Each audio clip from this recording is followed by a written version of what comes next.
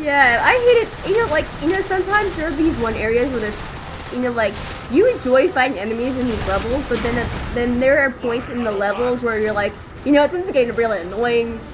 This is one of those things. So far. Probably the first one. This is one of the flyers. See? And the thing is, I don't know why, but like, this kind of reminds me of Space Invaders, Yeah. It's like, the mothership, and it's just an annoying noise. I think they did like a parody of that in Scrubs, didn't they? With the water balloons and the interns. You never saw it. I can recall. You never saw Scrubs, did you? No. It's a really funny show. They don't have it on TV anymore because then I have like... Oh, phone again. Oh my god. That has to be the most obnoxious ringtone ever. Ever! I know. But at least they'll be able to hear you and all this. Exactly. Because if not, they'll be wondering like, hey, who's knuckleheadtori talking to? Yeah. Oh, those are my imaginary friends! You're so crazy. I know, right? Here comes another wave. Hey, at least I didn't have like a... I'm not it's not like I'm on sugar rush or anything. Because remember our discussion about that yesterday, right? Trying to remember it. It was yesterday. I guess I was hyper at work once. I was on a sugar rush. Oh, yes. I guess I drank a bottle of ramen that, since the bottle of ramen had like 26 grams of sugar in it. Basically, that's a lot of sugar for drink fish with sugar and some Japanese soda. If any of you have seen one of my random rant videos, I did a review on the melon flavor of ramen, and I tried to give you like a review basically on the other food flavors I got. Basically, I drank the strawberry one. And, I basically got a sugar rush at work, and it didn't help. It didn't help that it was 1 hour away from closing, so of course I'm gonna be excited, and it doesn't help you having a sugar rush and you're excited at the same time, so bad combination. Didn't end well. So basically, something I said that night was, I said I'm blaming it on the sugar because it's so much better than blaming it on the alcohol. As a reference to the song Blame It on the Alcohol. Yes, people, it's actually a song. If for those who have not heard the song, it's an actual song. Hopefully I don't get someone commenting on that, saying I'm a doofus just for saying that. Because I have a feeling that's gonna happen. Did I just shoot him in the leg? I think I did.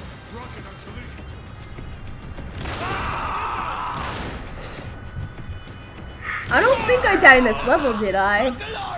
I'm not sure. I didn't rewatch this after recording it.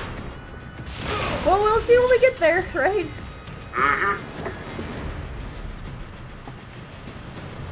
It's like, yeah, it's like, I actually tried playing Borderlands. Really? How was that? It was interesting. My friend let me borrow it from her. On YouTube, she's about Fox01. She was actually featured in a video of mine, a ways back. You actually saw me and her in person, basically. Yeah. Yeah. She let me borrow it, and since it was like a first-person shooter, it took me a while to get through it, and then I was playing it on easy, by the way. On easy, and I was trying this at her house, so I had an idea with what I'd be dealing with when I borrow it and take it home with me for a week's time. Oh yeah, some borrow for that long. The thing is, she's like, I'm trying to back up. I'm backing up while I'm trying to kill this thing in front of me, and she comments saying, "You don't work well under pressure, do you?" I'm like, no. Nope. I wouldn't be able to either in real life, anyways. Yeah, the thing was, she said if I actually got that game, we would, that we should play it on Xbox Live, and I told her, I was like, and I chose the character Lilith, which would have been, who was a female and the weakest character out of all 4 of them. Basically, and since I chose that character, she told me that she and her friend would basically be taking care of the enemies while I'd be the one running for cover and hiding. Nope, I in didn't see Xbox anything. Live, apparently. Yeah. Of course, not like I don't do that already if I'm doing Xbox Live. Yeah. So basically, what we're seeing is an enemy that can cloak itself and turn basically invisible. But watch me. I can actually get these guys. I don't even have to see them physically, really. Just see it. Only a hint. And the hints are very helpful. You're going to see how I'm able to deal with these guys. And it's a very simple process. See? And they always show invisible. They never show themselves. They're always invisible. And if you look really carefully on a normal size screen, you can see them. You know, if you look really carefully. Because sometimes the cloaking device will, like, look off compared to the other background. Yeah, look, you might see it. I mean, I couldn't really tell because I was on a small screen. See? Can you see that? Like... I think so, yeah. Yeah, it looks different compared to the other background. Hey, at least you're seeing the big picture. Indeed. So basically, that's how I deal with them. They're pretty easy to deal with if you know what you're doing. So basically, they're all dead. I mean, they're a nuisance, but they're easily dealt with. Indeed. Not as annoying as the crowd with the ship thing, you know, the whole enemies, numerous enemies like I did with the ship. Yeah. Oh yeah, I remember this part. Oh dear. Yeah.